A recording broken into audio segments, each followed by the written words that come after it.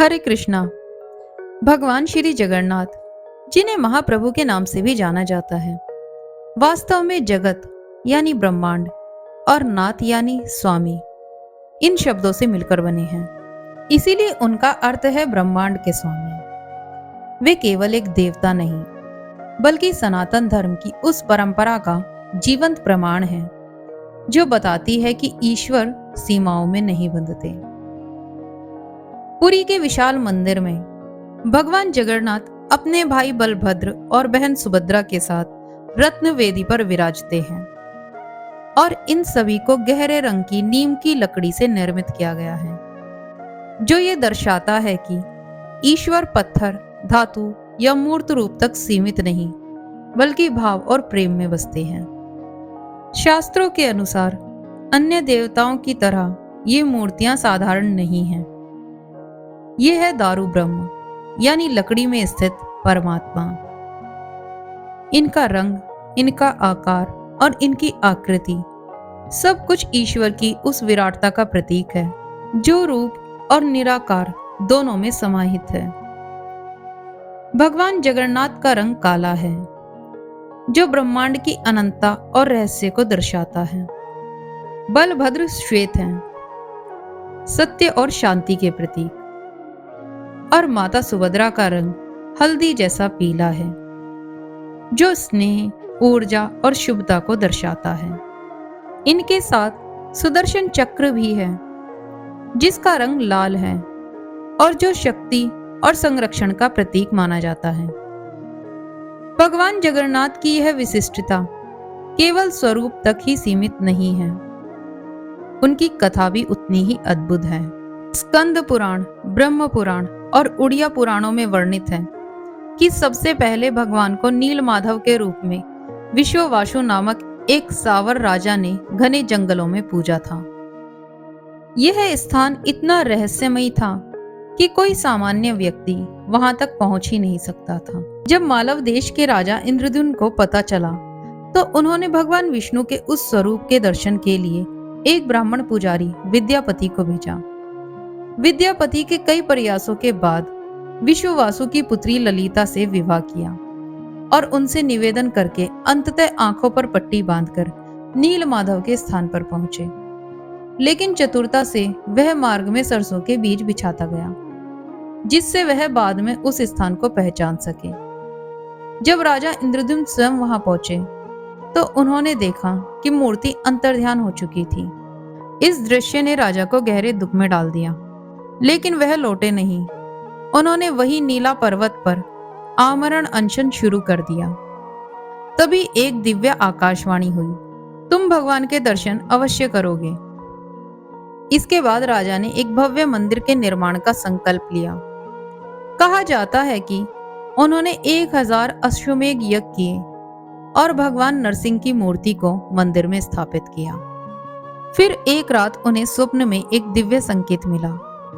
समुद्र के किनारे बहती हुई एक दिव्य काले रंग की लकड़ी से भगवान जगन्नाथ, बलराम और सुभद्रा की मूर्ति बनाई जाएगी।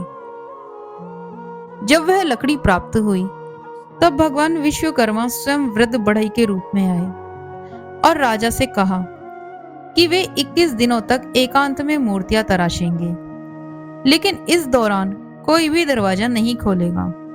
समय बीतता गया। रानी को चिंता होने लगी, क्योंकि भीतर से कोई आवाज नहीं आ रही थी। 17वें दिन व्याकुलता में दरवाजे को खुलवा दिया गया और मूर्तियां अधूरी रह गई।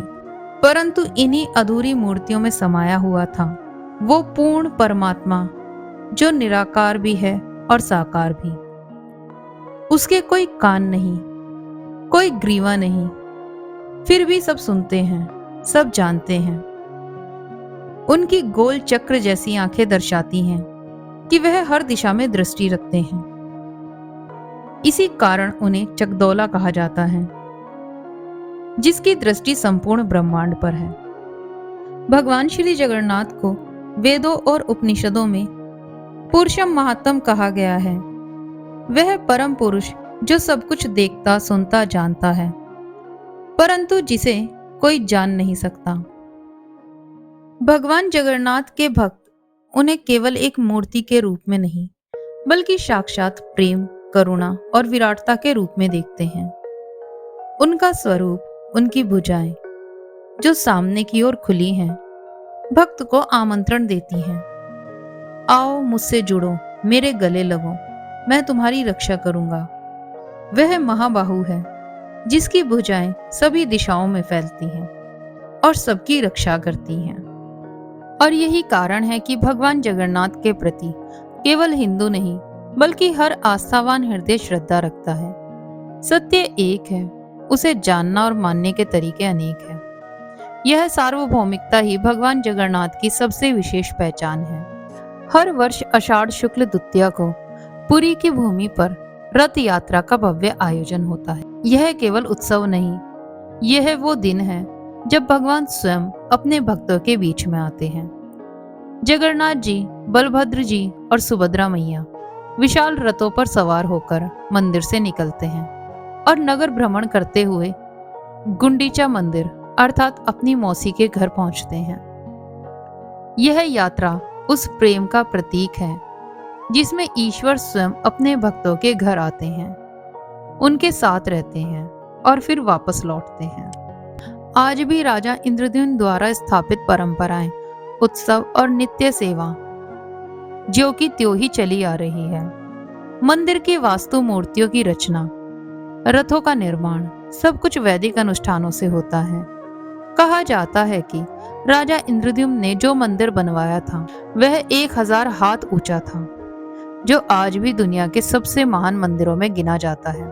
भगवान जगन्नाथ केवल उड़ीसा या भारत के नहीं बल्कि पूरे ब्रह्मांड के स्वामी हैं। वे हैं स्वयं परमेश्वर, परब्रह्म, परमात्मा, जो सब में व्याप्त हैं, सबके निकट हैं और सबके अपने हैं। जब भगवान स्वयं परमात्मा बनकर हमारे बीच में आते हैं तो यह केवल कथा नहीं रहती, वह भक्ति बन जाती है, अनुभव बन जाती है। यदि इस दिव्य रहस्य ने आपके अंतर मन को स्पर्श किया हो तो इसे लाइक करें, अपने प्रियजनों तक इस ईश्वर महिमा को शेयर करें और चैनल को सब्सक्राइब करना ना भूलें, क्योंकि अगली बार हम फिर लौटेंगे एक और रहस्यमयी पावन कथा के साथ। तब तक के लिए जय जगन्नाथ, हरे कृष्णा।